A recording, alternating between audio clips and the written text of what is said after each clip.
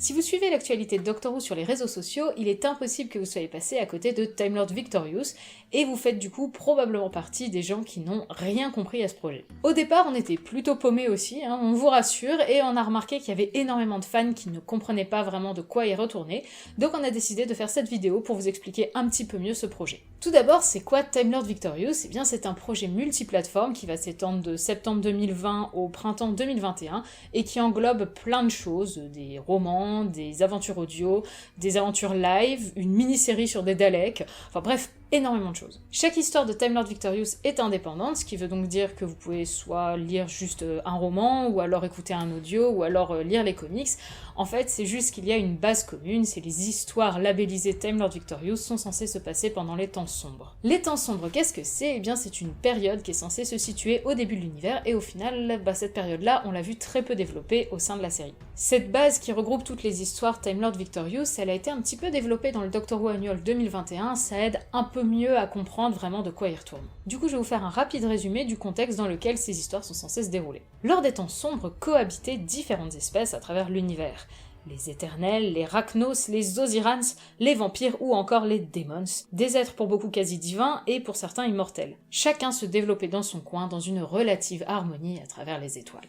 Une autre espèce fit son apparition. Les Cthulhu auraient pu se contenter de vivre une vie comme les autres, mais en fait ils possédaient un don très particulier, celui de donner la mort. Non pas de tuer, mais de déterminer l'espérance de vie d'espèces entières. Persuadés d'être destinés à contrôler toute espérance de vie dans l'univers, ils se mettent à annihiler ou réguler la population de civilisations ancestrales. Certaines espèces fuient, d'autres tentent de se battre, mais les Cthulhu sont plus puissants que la plupart de ces espèces. L'influence des Cthulhu pourrait bien bouleverser toute l'histoire future de l'univers, et c'est en arrivant dans ce contexte génocidaire que le Docteur va vivre toute une palette d'aventures, et que les Daleks vont voyager eux aussi à travers les temps sombres, afin de tourner toute cette situation à leur avantage. Time Lord Victorious tourne donc autour de 3 figures principales, le Docteur, le 10e Docteur, le 8e Docteur et un petit peu le 9e, les Daleks, qu'on ne présente plus, et les tout nouveaux Cthulhu. Pour l'instant, Time Lord Victorious démarre tout juste et seuls sont sortis une escape room au Royaume-Uni, les quelques pages de présentation dans le Doctor Who Annual 2021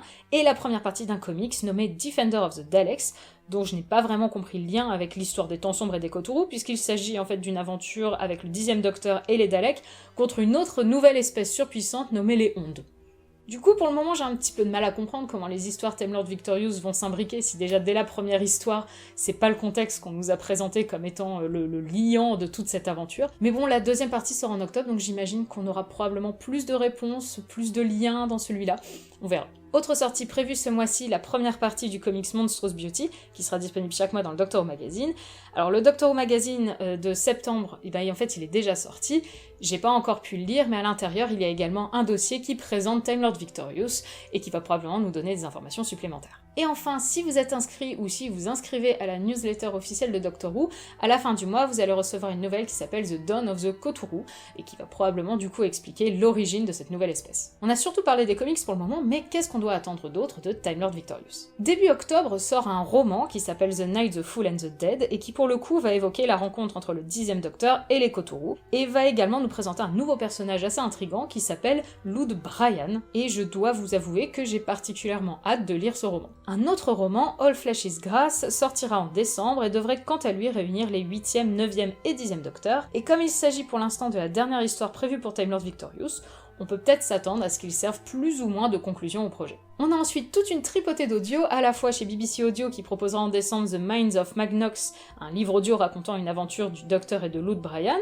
et chez Big Finish qui a prévu toute une flopée d'aventures audio avec le 8e Docteur, ou encore autour du Maître. Si vous aimez collectionner les figurines Dalek, vous allez être servi puisque Eagle Moss prévoit d'en sortir 6 différentes d'ici la fin de l'année, et en mars 2021, et ça j'ai bien hâte aussi, sortiront des figurines du Time Lord Victorious et de Lud Bryan. En novembre sort ce qui pourrait potentiellement intéresser le plus d'entre vous, à savoir Daleks, qui est une série animée sur les Daleks, et qui est composé de 5 épisodes de 10 minutes chacun, qui vont être diffusés gratuitement à raison d'un épisode par semaine sur la chaîne YouTube officielle de Doctor Who. Bon, il faut aimer ce style graphique, mais c'est quand même vachement chouette que les Daleks aient enfin le droit à leur mini spin-off. Enfin, clou du spectacle, si vous pouvez aller en Angleterre, en 2021 à Londres débutera le spectacle interactif Time Fracture, qui semble être un mélange entre une pièce de théâtre et une aventure interactive, et il y a pas mal de mystères qui planent autour de ce projet pour le moins intrigant, et pour lequel il est déjà possible de réserver ses places. Pour un certain prix, on va pas vous le cacher.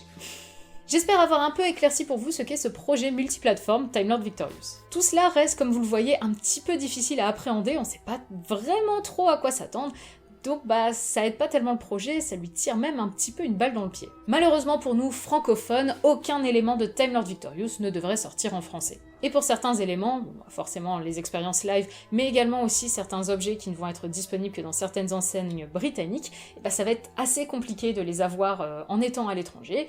Après, majoritairement, vous pouvez les commander sur internet, avec, je l'admets, des frais de port relativement élevés pour certains des items. Et vous, comptez-vous vous lancer dans Time Lord Victorious? Est-ce que vous comptez uniquement acheter les livres, ou alors les audios, ou les figurines, ou alors est-ce que vous vous en foutez complètement? Dites-le nous dans les commentaires. Je viens de remarquer que c'est bien, on avait ces trucs-là à montrer à un moment et je vous les ai pas montrés. Donc bon ça c'est une des couvertures du comics, ça c'est le Doctor Who Annual 2021. Faites ce que vous voulez de cette information. Si vous voulez en savoir plus sur le projet, nous vous conseillons d'aller voir la chaîne de Dr. Key, qui compte aborder Time Lord Victorious plus en profondeur que nous, et qui a d'ailleurs commencé à décortiquer en vidéo cette grande aventure. Sa chaîne est disponible en description. Quant à nous, nous vous en reparlerons probablement à la fin du projet, afin de faire un bilan, de vous expliquer ce qui a été fait, et aussi de vous donner notre avis sur cet ensemble qu'est Time Lord Victorious. Des oublis.